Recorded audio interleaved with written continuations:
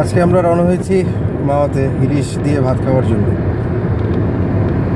ঈদের ছুটিতে শহর এখনও শুনশান নিরাপত্তা চলতেছে, শহরের রাস্তাঘাট একেবারেই ফ্রি। উত্তরা থেকে আমরা জাস্ট 1টার দিকে রওনা হয়েছি, এখন আছি মাওয়া এক্সপ্রেসওয়েতে। মাওয়া এক্সপ্রেসওয়েতেও তেমন একটা গাড়ির প্রেশার নেই আজকে, অনেকেই যাচ্ছে মাওয়া ফেরিঘাটে বেড়াতে যাচ্ছে, আমরাও যাচ্ছি। জীবনে বন্ধু জিনিসটা খুব ইম্পর্টেন্ট। বন্ধু কিন্তু লাগে জীবনে, বন্ধু ছাড়া কিন্তু জীবনে বাঁচা খুব মুশকিল। বন্ধু ছাড়া মানুষ কিন্তু একা। আমার দৃষ্টিতে আসলে I feel and I think, মানে যার বন্ধু নাই আসলে সে কিন্তু আসলে গরিব। আপনার অনেক টাকা আছে, পয়সা আছে, গাড়ি আছে, বাড়ি আছে, but you don't have any friend. You can't share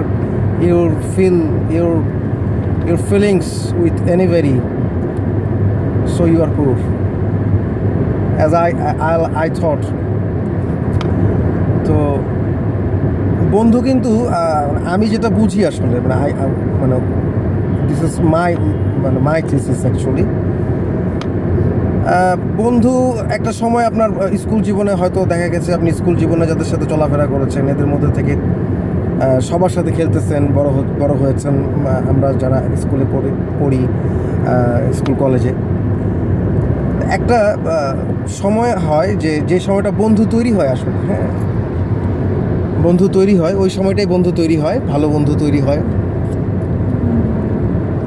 তো কিছু বন্ধু থাকে না আপনার, মনে করেন যে আপনাকে ছাড়ে না, কিন্তু এর কাঁটার মতো লেগে থাকে, হ্যাঁ, পিছু ছাড়ে না কিন্তু।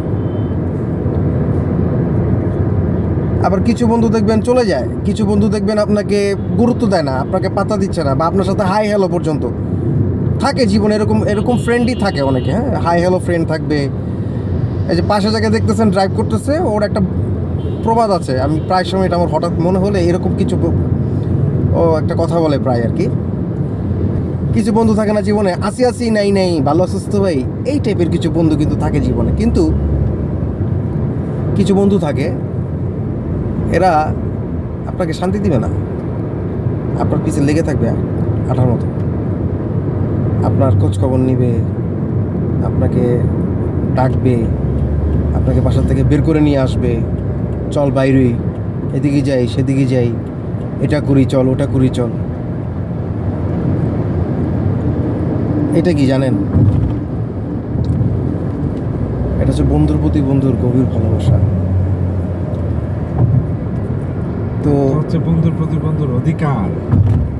এই যে লিসেন, এটা হচ্ছে বন্ধুর প্রতি বন্ধুর অধিকার, বন্ধুর প্রতি বন্ধুর ভালোবাসা আসলে। তো ফাইনালি যেটা হয় যে আসলে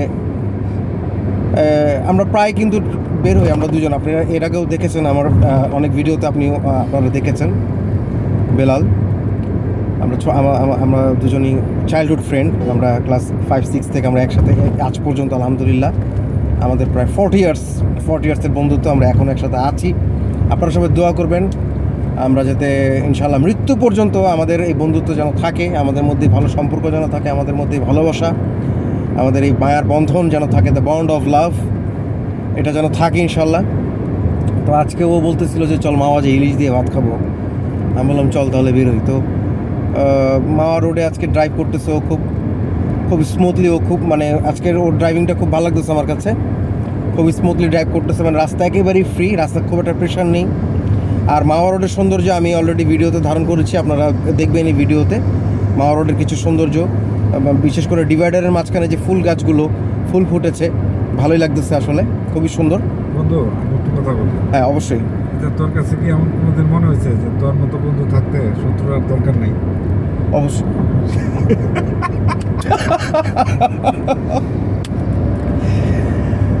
তো যাই হোক, আপনারা সবাই ভালো থাকবেন। আর আমরা মাওয়া ফেরিঘাটের ওখানেও আমরা কিছু ওখানকার কিছু দৃশ্য ধারণ করব। এটাই হচ্ছে আমাদের ঈদ। আর এটাই হচ্ছে আমাদের ঈদ, রাইট, এটাই হচ্ছে আমাদের ঈদ। আজকে হচ্ছে ঈদের তৃতীয় দিন, আমরা আজকে মাওয়া যাচ্ছি, ঈদের তৃতীয় দিন আমরা আজকে মাওয়া যাচ্ছি। তো ভালো থাকবেন সবাই। তবে যাওয়ার আগে একটা কথা বলে রাখি, ভালো বন্ধুদের সঙ্গ কখনো ছাড়বেন না, ভালো বন্ধুদের হাত কখনো ছেড়ে দিবেন না। সে ধনী হোক, সে গরিব হোক, সে মধ্যবিত্ত হোক, সে নিম্নবিত্ত হোক, বা সে অসহায় হোক, বা সে যেই হোক, বন্ধু যদি ভালো হয়, মানুষ যদি ভালো হয়, তার হাত কখনো ছেড়ে দিবেন না, তার সঙ্গ কখনো ছেড়ে দিবেন না। পৃথিবীর সকল বন্ধুরা ভালো থাকুক, আপনার বন্ধুরা ভালো থাকুক, ভালো বন্ধুদেরকে ভালোবাসবেন, ভালো বন্ধুদের সাথে সবসময় কোঅপারেট রাখবেন, লিঙ্ক রাখবেন, ভালো বন্ধুদের সাথে ভালো সম্পর্ক রাখবেন, ভালো বন্ধুদেরকে কখনো কষ্ট দিবেন না, ভালো বন্ধুদেরকে কখনো ছেড়ে দিবেন না, ভালো বন্ধুদেরকে কখনো যেতে দিবেন না। ভালো বন্ধুদের সাথে থাকবেন, ভালো থাকবেন, ভালো রাখবেন। আল্লাহ হাফিজ।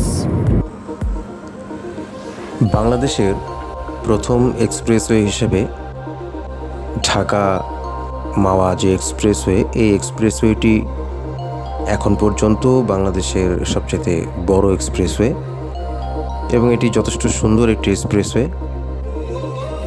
আমরা সেদিন যখন এক্সপ্রেসওয়ে দিয়ে মাওয়ার উদ্দেশ্যে রওনা হই, তখন সেদিনের সৌন্দর্যটা আসলেই আরও ভালো লেগেছিল। নর্মালি মাওয়া এক্সপ্রেসওয়ে সবসময় সুন্দর।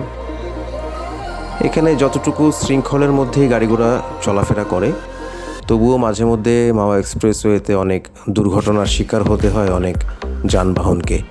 এছাড়া মোটরসাইকেল আরোহীরা এখানে অনেকেই খুব দ্রুত গতিতে ড্রাইভ করার কারণে অনেক সময় দুর্ঘটনার শিকার হয়। আমরা এখন শ্রীনগর রেলওয়ে স্টেশনের পাশ দিয়ে যাচ্ছি। হাতের ডান পাশে যে রেলওয়ে স্টেশনটি দেখতে পাচ্ছেন আপনারা, এটি শ্রীনগর রেলওয়ে স্টেশন। মাওয়া এক্সপ্রেসওয়েতে সেদিন গাড়ি বা বাস এগুলোর সংখ্যা যথেষ্ট কম ছিল। ইরান যুদ্ধের কারণে বা জ্বালানি তেলের সংকট যেটা চলছে, এই কারণেই আসলে মূলত এখন রাস্তাঘাটে গাড়ি বাস যানবাহনের পরিমাণ কিছুটা কম। আর ঈদের তৃতীয় দিন হিসেবেও সেদিন আসলে এখানে গাড়ি ঘোড়ার চাপটা কিছুটা কমই ছিল।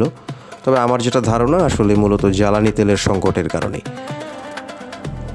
যাক, সেদিকটায় আর আমি যাচ্ছি না। তবে আমি আপনাদেরকে বলেছিলাম যে আমরা মাওয়া এক্সপ্রেসওয়ে রোডের কিছু সৌন্দর্য তুলে ধরার চেষ্টা করব। আশা করি ভিডিওতে দেখতে পাচ্ছেন এই যে ডিভাইডারের মাঝখানে সেদিনের এই পাতাবিহীন শুকনো গাছগুলো ভালো লেগেছিল, এবং ডিভাইডারের মাঝখানে যে ফুল গাছগুলো আছে, এই ফুল গাছগুলোতে যথেষ্ট পরিমাণ ফুল সেদিন ফুটেছিল।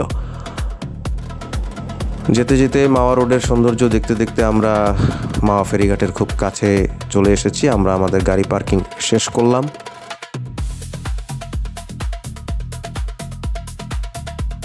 আমরা এখন লাঞ্চ করব। আমরা এখানে আরেকবার লাঞ্চ করেছিলাম, উজান ভাটি হোটেল অ্যান্ড রেস্টুরেন্ট। এই রেস্টুরেন্ট সম্পর্কে আমার স্পেশাল কোনো রেকমেন্ড নেই। মাওয়া ফেরিঘাটে প্রচুর রেস্টুরেন্ট আছে, সব রেস্টুরেন্টেই সিমিলার টাইপের ফুড পাওয়া যায়, আপনারা যেখানে খুশি খেতে পারেন। এখন আমাদের মাছ বেছে নেওয়ার পালা। আমরা এখান থেকে একটি ইলিশ মাছ কিনে তারপরে ওদেরকে দিয়ে দিই, ওরা কেটে সেটা আমাদেরকে ফ্রাই করে দেয়। এখানে আরও অন্যান্য মাছ পাওয়া যায়, পাঙাশ, রূপচাঁদা, আরও বেশ কিছু মাছ পাওয়া যায়, কাঁকড়াও পাওয়া যায় এখানে। আমাদের মাছ অলরেডি প্রসেস শুরু হয়েছে, মাছ কাটা চলছে। তবে এখানে মাছ কাটার পরিবেশ বা মাছ ধোয়া আপনি স্বচক্ষে দেখলে হয়তো আপনার কাছে কিছুটা হলেও খারাপ লাগবে, বাট এগুলো দেখে হলেও মানে সবাই এভাবেই খেয়ে নেয় আসলে।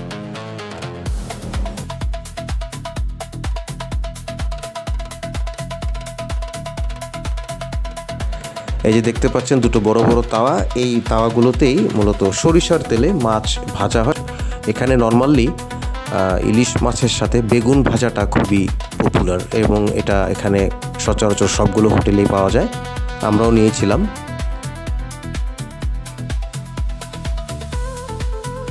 এখানে একটি সালাদ আপনারা দেখতে পাচ্ছেন মাখা হচ্ছে। এই সালাদটি মূলত ক্রয় করে খেতে হয়, এটি ফ্রি নয়, এটি ক্রয় করে খেতে হয়। হাফ প্লেট 100 টাকা, ফুল প্লেট 200 টাকা।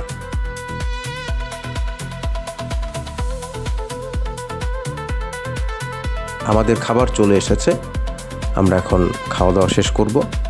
খাওয়া দাওয়া শেষ করে পদ্মার পাড়ে একটু হাঁটতে যাওয়ার শুরুতেই শৈশবের কিছুটা হাতছানি।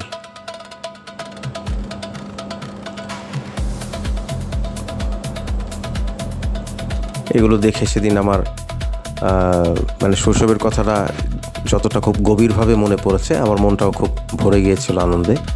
খুব ভালো লেগেছিল সেদিন আসলে পদ্মার পাড়ে।